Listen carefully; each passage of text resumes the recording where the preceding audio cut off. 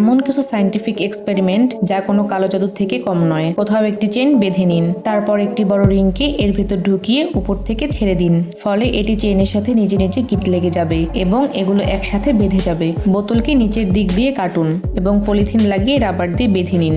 এখন যদি পলিথিনের পিছন দিকে মারা হয় তাহলে একটি জ্বলন্ত আগুনকে নিভিয়ে দেবে। যদি একটি কাপকে পানির মধ্যে রেখে আঘাত করা হয় তাহলে এটির মধ্যে সহজেই ছিদ্র হয়ে যাবে আর এটি ভাঙবেও না।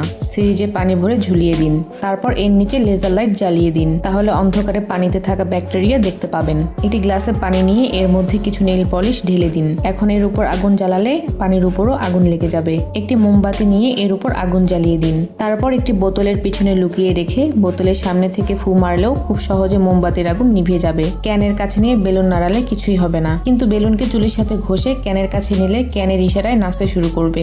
মার্ভেলের উপর গ্লাসকে এভাবে ঘুরালে মার্ভেলকে স্পর্শ করা ছাড়া অন্য গ্লাসে রাখতে পারবেন।